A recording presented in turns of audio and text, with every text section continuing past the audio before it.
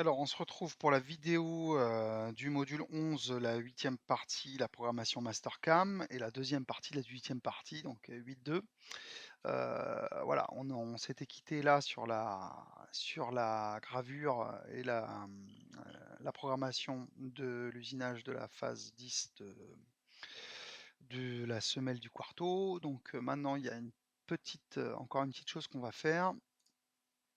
C'est que pour faire la phase 20, on va garder une trace de la phase 10 en, en fichier STL qui va nous permettre en fait d'avoir le vrai brut pour la phase. Je vais vous montrer. Donc on va envoyer la simulation. Voilà. Donc c'est vraiment des grosses gravures, hein, vous voyez, c'est très long en plus. On pourrait vraiment simplifier tout ça, mais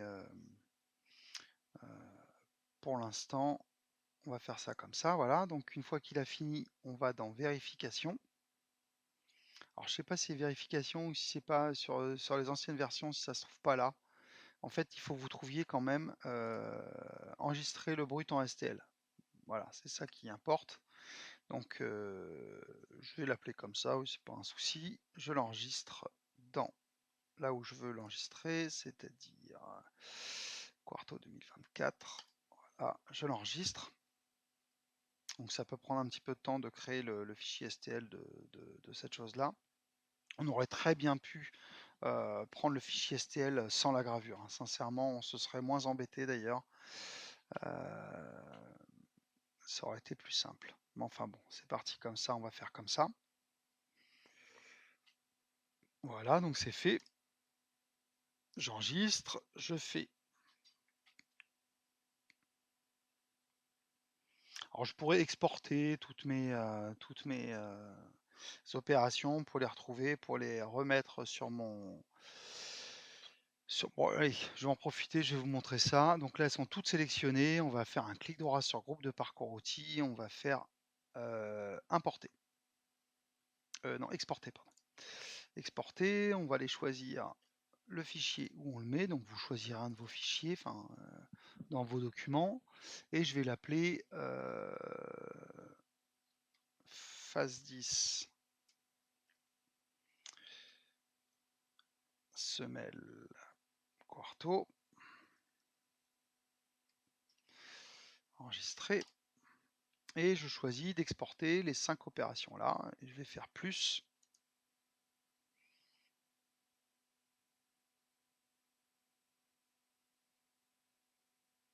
Et donc je vais exporter un modèle de fichier où il va y avoir 5 opérations qui sont celles-ci, quoi. Vous allez voir, vous allez très vite comprendre où je veux en venir. Donc, il y a un petit peu de lenteur d'export. Je pense que vraiment cette gravure là, elle nous ralentit beaucoup. Ok. Donc il est encore en train d'exporter les opérations. Voilà. Ok. Je ferme la fenêtre. Je fais fichier nouveau. Je peux enregistrer, c'est pas un souci.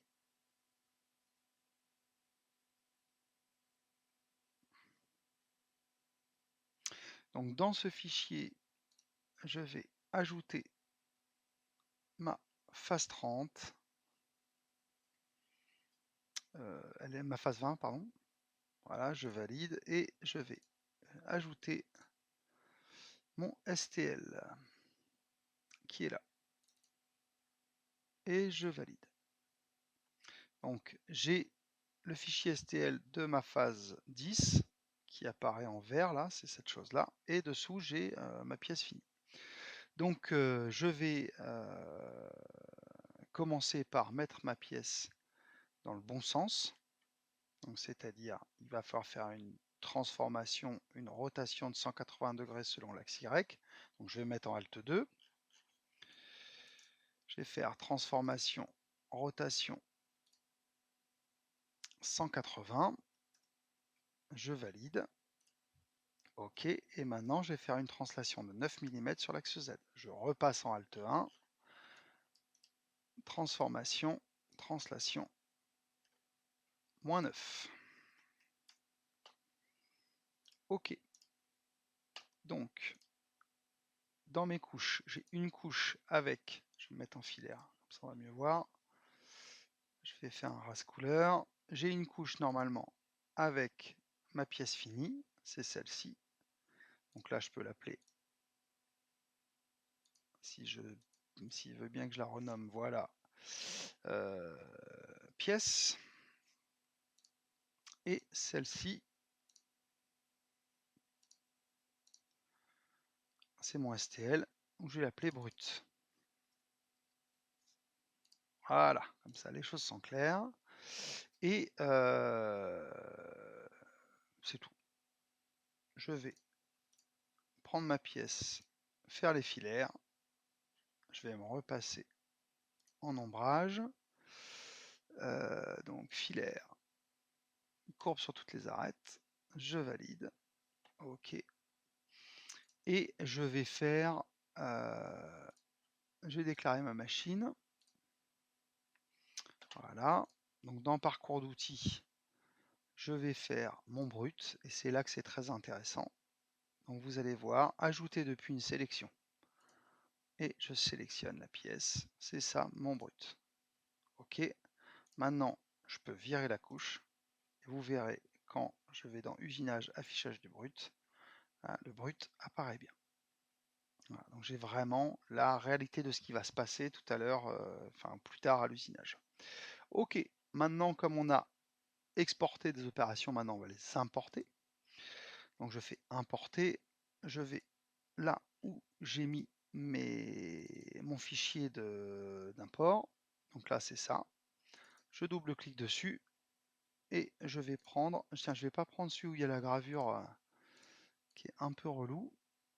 Je vais prendre ces 4 opérations là seulement et je vais faire importer les opérations. Ok, je valide. Et donc les opérations sont importées avec les bons outils et les bonnes conditions de coupe normalement. Il y a juste la gravure que je n'ai pas, mais je m'en fiche un peu, c'est pas bien grave. Donc le premier c'est un surfaçage. Nous on va pas faire un surfaçage en premier lieu, on va d'abord faire un dynamique pour virer la semelle. On va faire ça à la fraise de 16 parce qu'avec la fraise, le tourteau, ça va être un petit peu long. Donc je vais mettre celui-là, hop, déplacer. Après, s'il veut bien, non, je commence toujours par le surfaçage, donc je vais cliquer celui-là, j'avais pas dû bien le prendre. Voilà. Ok. Et là, je vais juste changer les paramètres. Il faut quand même que je recrée ma semelle.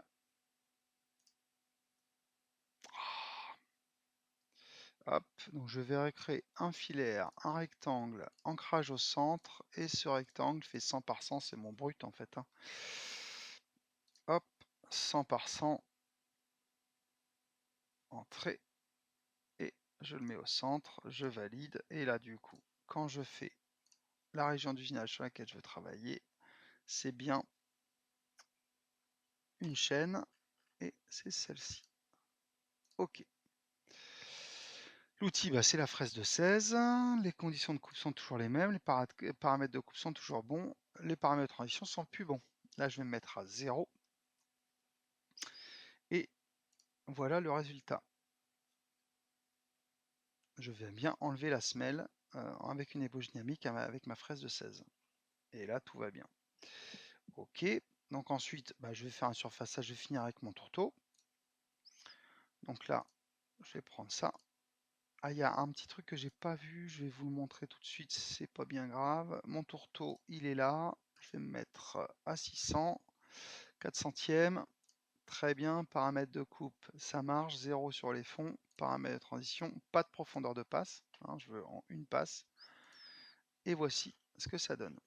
Donc je vais juste aller vérifier ça parce que sur les paramètres de transition, le retrait à Z15, alors on a que 6 mm de semelle, hein, mais bon, par sécurité, on va se mettre quand même un poil plus haut. Et le dessus du brut, on va vraiment le déclarer là où il est, c'est-à-dire à 6 mm. Voilà, ça c'est corrigé. Donc, j'ai enlevé ma semelle, j'ai fait l'ébauche, j'ai fait la finition. Je vais faire un contournage du chanfrein. Donc on va prendre comme outil, j'ai quoi? Je vais prendre le PO12, je vais faire un contournage, ok, paramètres de coupe, je vais lui déclarer un chanfrein 2D, je vais faire juste un cassage d'angle, ok, et puis donc pas de surépaisseur, on va aller chercher notre chaîne, donc là il faut bien faire attention au sens de la flèche, là je suis bon, je vais plutôt attaquer sur un point que je vais voir devant, donc là, ok, paramètres de coupe, on est bon, c'était fait ça, entrée-sortie 25, pas de problème, paramètres de transition, la profondeur on est à 0, je valide. Ok, donc là j'ai fait mon chanfrein, si le bruit vous gêne, hein, surtout vous n'hésitez pas à l'enlever. Et pour finir, il va falloir que je grave la règle du jeu. Donc voilà, la règle du jeu, je vais aller sur internet, je vais taper Quarto règle du jeu.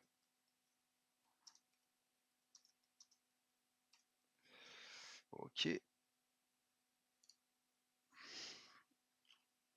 La règle du jeu, principe du jeu. Dans ce jeu de réflexion, les 16 pièces du jeu, toutes différentes, possèdent chacune 4 caractères distincts, haute, basse, ronde ou carré. Bah nous, c'est pas tout à fait ça. C'est haute, basse, large ou fine, un trait, deux traits, ou troué, pas troué. Ok, chacun son tour choisit et donne une pièce adversaire qui doit la jouer sur une case libre. Le gagnant est celui qui, avec une pièce reçue, crée un élément de 4 pièces ayant au moins un caractère commun et annonce Quarto. Donc on va copier ça. CTRL-C. On va aller sur Mastercam. On va repasser comme ça. Et on va faire filaire. On va peut-être se mettre dans une nouvelle couche comme ça. Il sera tout seul. Création de lettrine. Et là, je fais CTRL-V, coller. Ok. Donc dans ce jeu de réflexion, les 16 pièces du jeu, toutes différentes, possèdent chacune 4 caractères distincts. Donc nous, c'est haute, basse, c'est bon ça. On met large ou fine là. Large ou fine. Une rainure ou deux. Une rainure ou deux. Et pleine ou creuse, bah trouée, pas trouée, pleine ou creuse, ça marche. Chacun son tour. Chacun à son tour choisit et donne une pièce adversaire. Voilà. Donc là, on est bon. Alors après, je vois pas le texte. Je sais pas comment il est. Ah oui, il n'y a pas de, peut-être pas de lignes qui sont passées. Donc on va passer des lignes à chaque fois. Hop. Entrée. Entrée. Entrée. Voilà. On va voir ce que ça donne. On va choisir un point. Voilà ce que ça donne. Donc, pour l'instant, c'est pas terrible. On va peut-être un petit peu changer la typo. 0,3 et hauteur, on peut mettre 1,5. Voilà. Alors, c'est pas bien. Peut-être qu'il aurait fallu passer sur Word avant, justifier bien les textes, rendre ça un peu plus joli. Et puis surtout que ça prenne plus toute la place. Moi, je vais essayer rapidement. CTRL-C, on va passer sur Word. CTRL-V. Voilà. Et puis on peut peut-être faire ça. Supr. On va essayer d'être à peu près égal.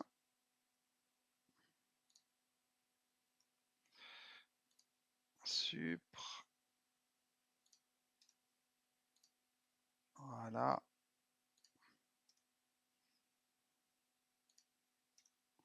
Ok. Voilà. Et puis je fais justifier. Ah, ça change pas grand chose. Justifier, c'est assez moche. Donc je vais plutôt le mettre en centré. C'est pas très joli non plus, mais enfin bon. On fait ce qu'on peut. CTRL-C. Je le remets dans Mastercam. CTRL-V. Voilà. Ouais, c'est à peine mieux. À peine mieux. Bon, il y a plein d'options, de choses comme ça. On peut, vous pouvez vous amuser à regarder. Alors la typo, je vous conseille vraiment une typo à bâton, c'est-à-dire un seul trait par lettre, parce que sinon c'est quasiment illisible. Donc hauteur, on va mettre 2. Voilà, par contre il me rajoute, non, on va laisser un 1.3. Enfin, vous regarderez ça, hein, parce que c'est pas le but de la vidéo non plus de faire la typo la plus jolie. Espacement. Moi, ce qui me dérange, c'est en Z là. Alors peut-être faudrait faire une ligne à chaque fois, je sais pas. Je vous le fais comme ça, hein, vous vous affinerez. Moi, j'ai pas eu le temps de regarder ça, enfin, j'ai pas envie de passer 3 heures là-dessus. Donc vous affinerez justement, ce sera le but de votre exercice. Et puis vous rendrez ça le plus joli possible. Donc voilà, je valide. Donc j'ai ma gravure. Donc là, ça va être illisible, hein, c'est vraiment trop petit. C'est vous qui allez gérer ça. Et donc, j'ai plus qu'à contourner ça. Type de parcours, c'est bien du contournage. L'outil, c'est bien le PO12 ou PO6, hein, ou PO10, c'est comme ce que vous avez sur la machine ou ce que vous avez en magasin. Pas de correction. C'est du 2D, 0 sur les fonds, ok. Profondeur de passe, j'en mets pas. Entrée-sortie, j'en mets pas. Paramètres de transition, je me mets à 9 centièmes. Ok. Et je valide. Ah, je n'ai pas choisi mes chaînes. Voilà. Et je prends ça. Je commence là. Et tout va bien. Ok. Donc maintenant, on va faire un surfaçage. On va refaire un surfaçage. CTRL-C, CTRL-V. Pour enlever toutes les bavures après le passage de la fraise. D'ailleurs, il me semble que dans la vidéo précédente sur la phase 10, je n'ai pas refait le surfaçage après la gravure. Donc vous veillerez à corriger votre programme si jamais je ne l'ai effectivement pas fait. Et on va simuler tout ça.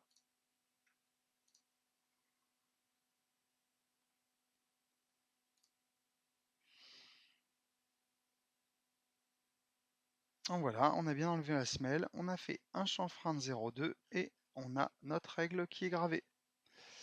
Voilà, c'est aussi simple que ça. Donc après, bah, vous serez prêt à faire le module 11-10, c'est-à-dire l'usinage de la semelle. Voilà, bah, bon courage à tous.